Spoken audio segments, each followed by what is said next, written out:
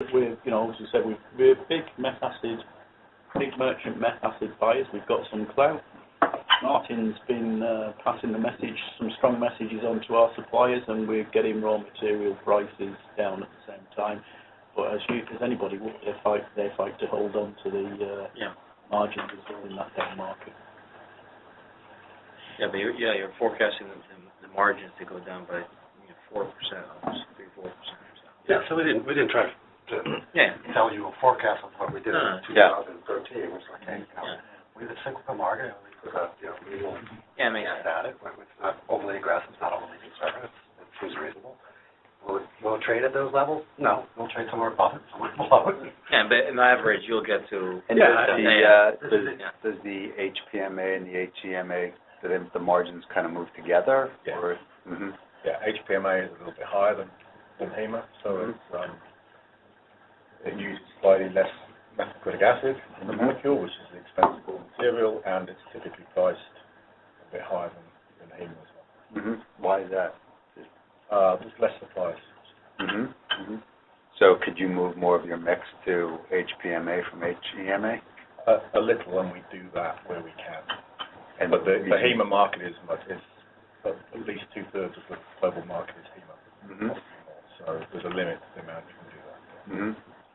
We try and optimize as best we can. Because do you guys have a similar market share in both products? I haven't looked at it in that sense before. I guess my question is, could you preferentially grow in HPMA if you chose to focus on customers that use that more to manage your mix? A little, but most customers are using both. So it's a little bit harder to... Oh, is that what it is? Is one... Yeah. HEMA is OEM. OEM and HPMA is used mostly in refinish? And there's some other applications that use one the other, but it would be difficult to grow just an HPMA business. Because our customer wants to buy both. Yeah, buy both, right. But I assume all the customers here multi-source, right? Most. Yeah. Okay. Do any customers get bothered by or have concerns about the security of the supply chain coming out of this site because you're bringing EO from the continent and you're not back integrated as opposed to some of the other producers? It gets raised occasionally, but the reality is that our supply record and reliability is much better than everybody else in the market. And that's witnessed by ESF. Evonik. So Evonik, everybody's had Shocker by Explosion. And it's no coincidence that we had a global supplier award from Xulta last year, and we had one in 2013 from PPG. Both of those followed market shortages where we were the reliable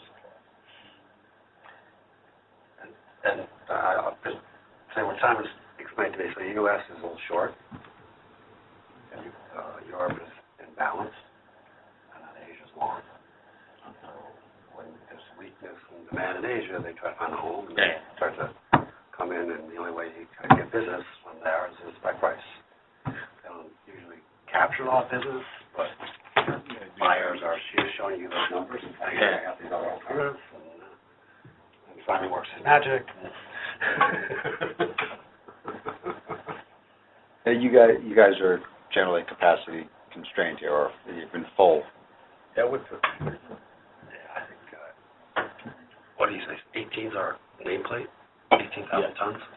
About 18. We use some captively. We use to make some of the sport monomers. So because the volume here over time is basically flat, right? What's the market doing? Is the market flat? Is the market growing? The market is growing, more in Asia than... Right. So it's capturing that growth. The refinish Asian producers is increasing.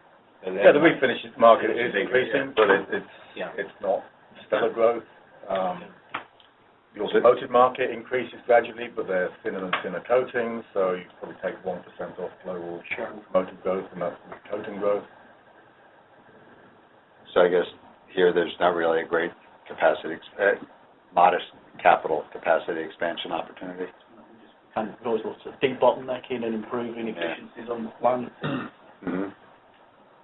We've that's probably the added direction. 1,000 tons or so in the last few years just by getting better at what we do. We're going to have another 300 tonnes this summer with the crew tank debottleneck project. It's nibbling at it. Mhm. But then after that, it'll be Mhm. Our preference to invest here. I got it. We saw it, right? Who has the biggest share in finishes, is it Axalta or Sherwin-Williams? PPG? Those three really dominate the refinish market, right? Yeah, I'm not sure who else is the biggest share. Yeah, but And it depends on different pretty regions. concentrated. It's different by region. Yeah, it's different Yeah. by region. In Europe, PPG are pretty big. I know they make good money, those businesses, they're pretty good profit, Yeah, refinish is the bit where they make the money. yeah. Takes a lot of service, a lot of people. And they don't all make their own Model resins. than the OEM. Yeah. You go to BMW, they got a lot of buying power right now, but all the little shops. But they're also buying some of their resins from, independent resin producers. Sure, yeah. Trade a lot of business in hydroxymonomer? I'm sorry, Is your customer base buying from you very sticky, or is it when you get into price-related opportunities, you have a significant piece of the portfolio that is just selecting one supplier from the other, switching? Well, historically, it's been fairly sticky, but that's because we've been a great supplier. I mean, they could switch. We have got some other things like, arrangements with PPG, and we try and time in as best we can in whatever way. So Steve talked about service and pags, and it's exactly the same in this business, but you're trying to do things, we're willing to do things that maybe our competitors aren't willing to do.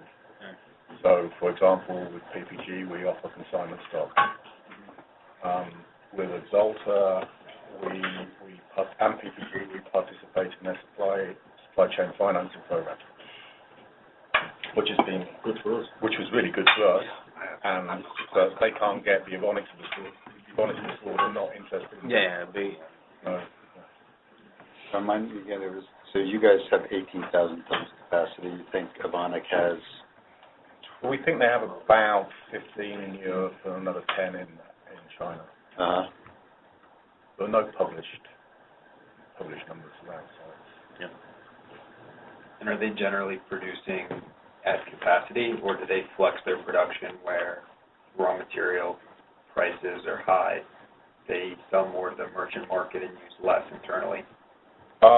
well, they do flex, but it's less about selling to the merchant market. It's more about their other downstream demands for those products. So if you take Evonik, for example, the link to methacrylic acid and methyl methacrylate, which are sort of co-products, I'm going to call them.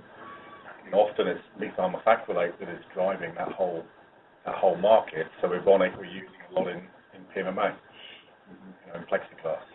So if that market goes short, they would rather make plexiglass than they would make hydroxymonomers. And have you seen that play out over the last 2 years? Yeah.